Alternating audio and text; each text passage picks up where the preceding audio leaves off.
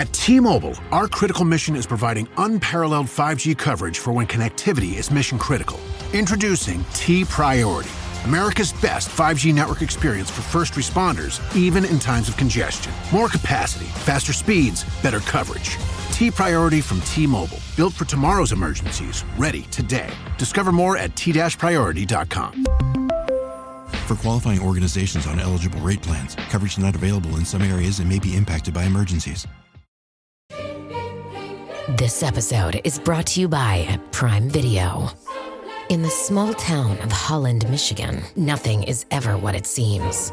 Behind the tulip festivals and pretty houses lay dark secrets that threaten to tear a marriage apart. Nicole Kidman stars in this darkly twisted thriller about a wife and mother whose quest to uncover her husband's secrets may get her more than she bargained for. Holland, streaming on Prime Video March 27th.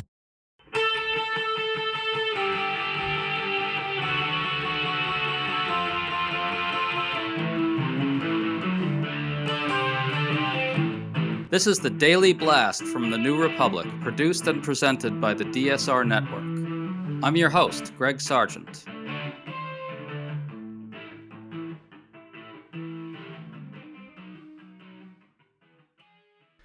President Trump has completed his first successful shakedown of a major law firm. The organization, Paul Weiss, has agreed to a quote-unquote deal with Trump in which it gives the president major concessions in exchange for Trump agreeing to drop his corrupt use of state power against the firm. Speaking about this to reporters, Trump essentially said straight out that firms like these have the option to make similar deals with him if they want to avoid getting targeted. We think this kind of thing gives Democrats an opening to continue galvanizing the grassroots against Trump. And in fact, the White House's top political advisor is quietly warning that Democratic anger could be a major problem in the midterms. Today we're chatting about all this with Michael Tomasky, the editor of the New Republic, who's been arguing that we're actually in the middle of multiple constitutional crises right now, and that Democrats really need to find their footing in this moment. Great to finally have you on, Mike. I guess you ran out of other guests. Happy to be with you. So Trump has reached a deal with the law firm Paul Weiss in which Trump drops his executive order about the firm and in exchange gets a range of concessions, including a contribution of $40 million in legal services for things Trump has championed, pro bono services. The White House claims that Paul Weiss is acknowledging wrongdoing by a former partner who worked as a Manhattan prosecutor against Trump. I don't know if that's been confirmed yet, but either way, this is straight up extortion. Mike, is there any other way to look at it? None whatsoever. Complete extortion and yeah, shocking behavior by Trump, but what else is new? But incredible behavior by Paul Weiss. A long time, large, I guess respected. Well, I wrote about this Friday.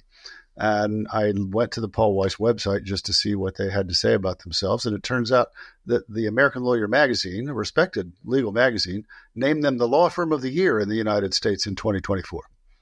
And I doubt they're going to repeat. We can at least bet on that. But this is just incredible. But yeah, to take it from the Trump perspective, he comes into office. He and his people draw up this executive order saying that, targeting Paul Weiss, targeting the law firm. No president's ever done anything remotely like this because one of its partners, Mark Pomerantz, had worked in the Manhattan District Attorney's Office and was one of the lawyers there, one of the lead lawyers there who was pursuing a corruption case against Trump that the district attorney, by the way, never brought. And Pomerantz left partly in anger, it was reported, over the fact that DA Alvin Bragg did not act on his research. So he goes to Paul Weiss, and Trump's just mad about this. And so it's a shakedown. It's extortion. So $40 million, I really, we're going to have to track it. David Fahrenthold, who did all the great work about the Trump charity, I hope he's going to track where this $40 million goes and how it's actually spent. And I think there's a way to look at this as a clear warning to other firms out there. You're going to get shaken down if you dare get crosswise of me. That's right. And, someone's got to stand up. I know it's risky and I know it's hard, but somebody's got to stand up and say, we're not going to do this. It's a shameful day in the history of this law firm. It is. And Trump actually said straight out what the game is. Let's play some audio of Trump talking to reporters about this whole saga. Listen. These separate critics who say that your actions towards law firms amount to coercion. Well, the law firms all want to make deals. You mean the law firms that were going after, that went after me for 4 years, ruthlessly, violently, illegally? You mean, are those the law firms you're talking about? They're not babies. They're very sophisticated people. Those law firms did bad things. They went after me for years. Mike, there's the shakedown right in plain sight. These firms didn't actually do bad things to Trump. He's revoked security clearances from 2 other firms, Perkins Coie and Covington and Burling. Those firms have worked with Democrats or provided legal advice to Jack Smith. And guess what? Under our system, they're allowed to do those things. But hey, if you want Trump to stop targeting you for doing imaginary bad things, just make a deal with him. Could that be more blatant? No. And of course, it would never occur to any other president in the modern history of the United States to do something like this. Even Richard Nixon would tell, his guys, go audit some partners' tax returns for a few years, maybe, harass them a little bit. But he wouldn't try to shake them down. It's just, another staggering thing that is going to fade in a day or two. And that, in other circumstances would have been utterly shocking news.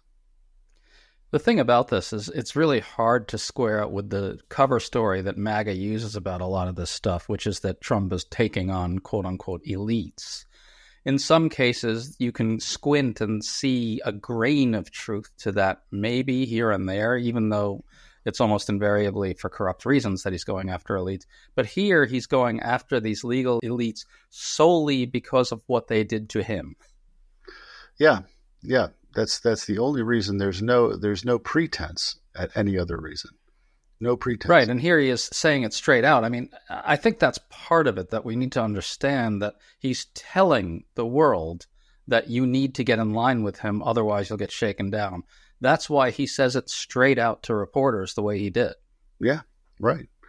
And, and saying it straight out, I guess, makes you be able to get away with it, at least if you're Donald Trump, because he doesn't try to hide any of this. That's the one thing we have to say. He doesn't try to hide any of this. He thinks he ought to be able to behave like a monarch and or a potentate or an authoritarian, ruler of some backwards country. And if he just does it out in the open, he does get away with it.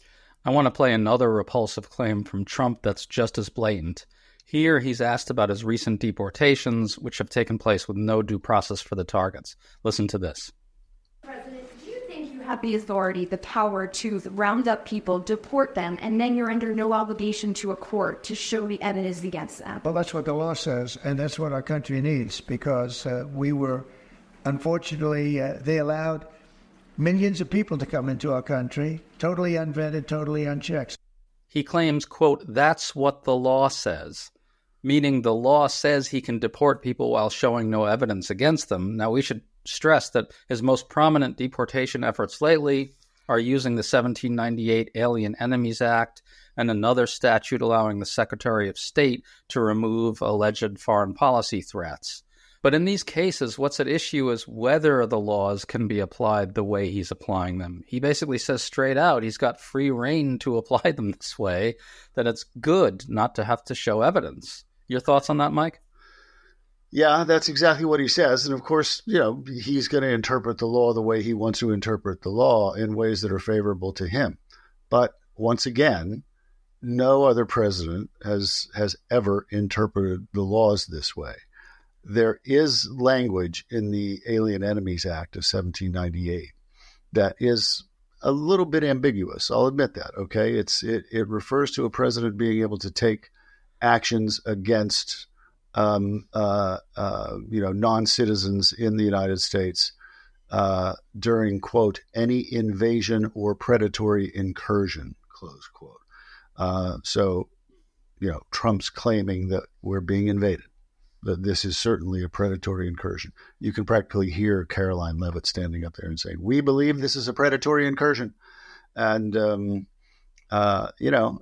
we'll see, but there have been a number of experts, legal scholars, and law professors quoted as saying that no one has ever tried to argue that invasion or predatory incursion could be used in any context other than that of a conventional wartime setting.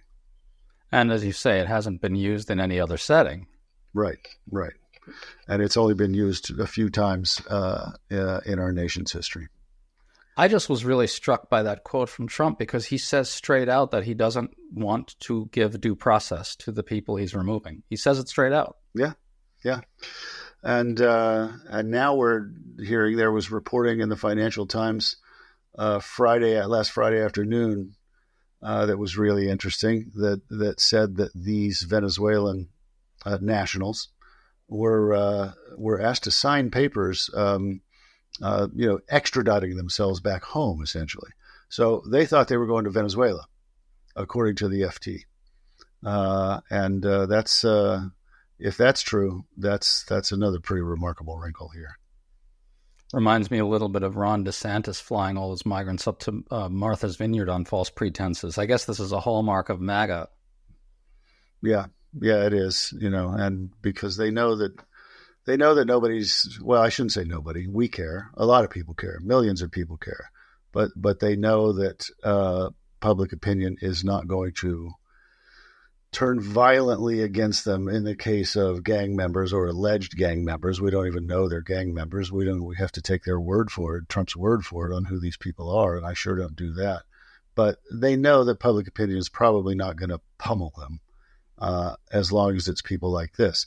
But, one of these days, who's to say there's not going to be some future roundup that includes naturalized citizens, or that includes even birthright citizens who, outright born in the USA citizens in some future roundup. I don't think Trump's going to stop there or be given any pause by that fact. Spring is finally here. For us in DC, that means cherry blossoms, warmer weather, and more nonsense from the administration. To stay up to date on all the news that you need to know, there's no better place than the DSR Network. And there's no better way to enjoy the DSR Network than to become a member. Members enjoy an ad-free listening experience, access to our Discord community, exclusive content, and more. Use code DSR2025 for a 40% discount on sign-up at thedsrnetwork.com/buy. That's code DSR2025 at thedsrnetwork.com/buy. Thank you, and enjoy the show.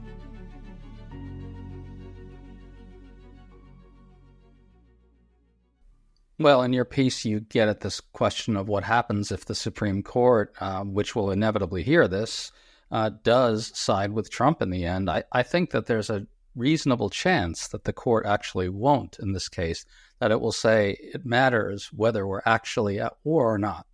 But if the Supreme Court were to say that the president has the authority to simply say we're at war and then say that these are gang members or terrorists, and that's good enough, then all of a sudden you do potentially, I think, open up the door to the types of scenarios you're talking about. The 1798 Act refers specifically to unnaturalized aliens. I forget the kind of archaic language that they use, but it's something like that. Because those laws were passed. John Adams was the president, and they were part of the Alien and Sedition Acts. And the Alien and Sedition Acts, at least the way I learned American history in high school, were not something that we're supposed to be proud of, or at least they weren't when I was taught history. But Donald Trump obviously thinks they're great. They were passed at a time when America was thought it was heading into war with France, and there were a number of French citizens in the United States, apparently, in Adams's mind at least, making mischief.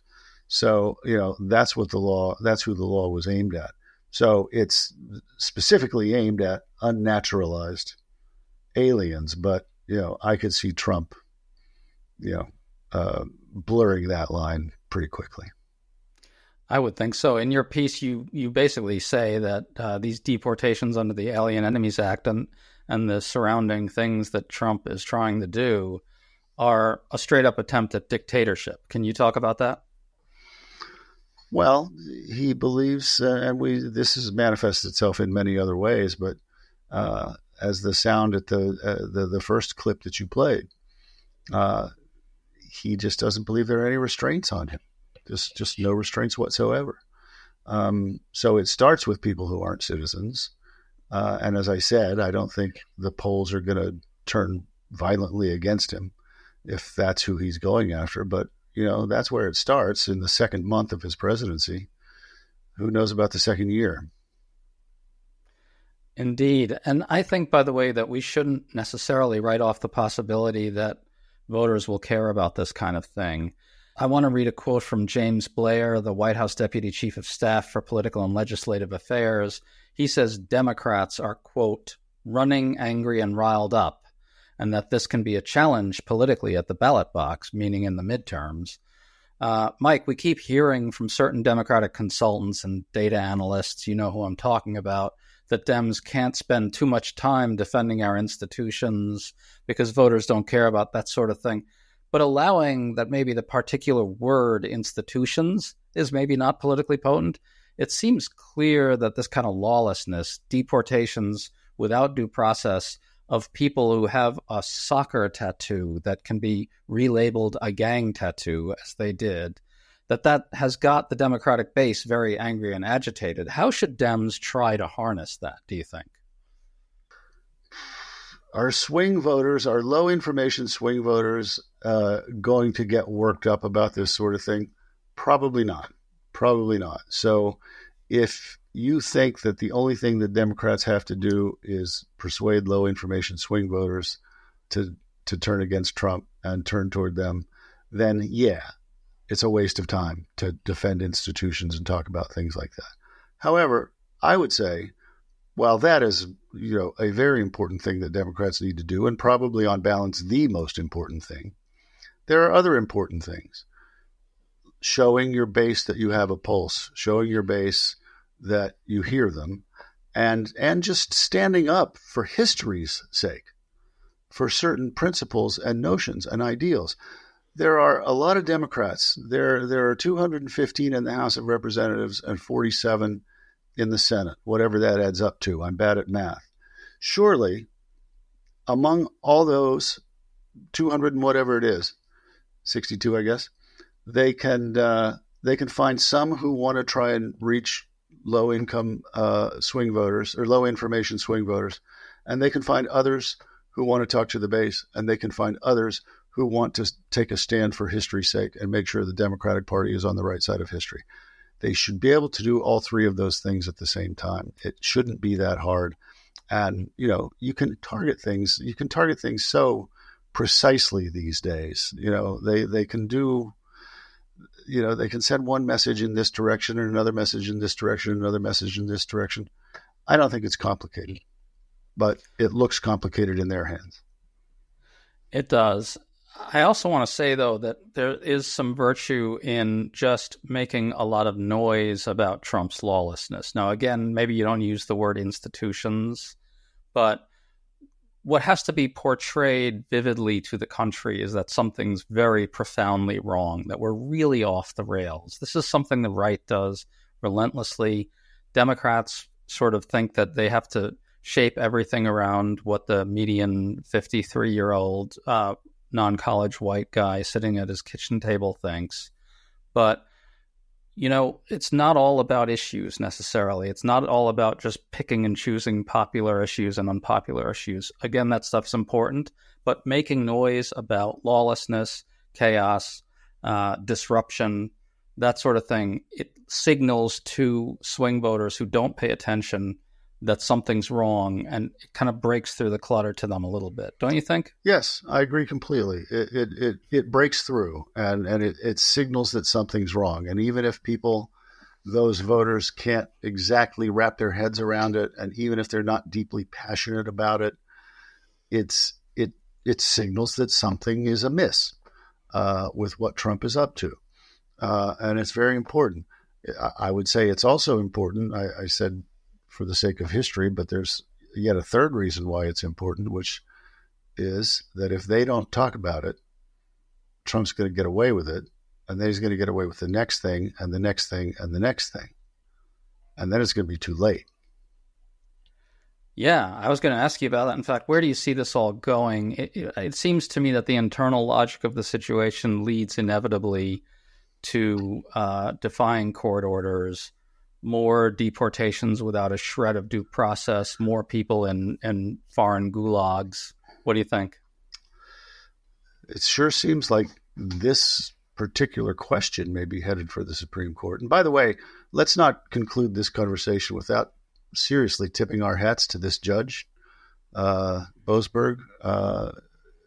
What he's done is taken some guts. The partners of Paul Weiss should invite him over to give them a talking to. Yeah. He's been incredible, and you can imagine what kind of emails and phone calls his office is getting. So he's a hero of the second Trump era already in my book. And by the way, he's not some radical lunatic.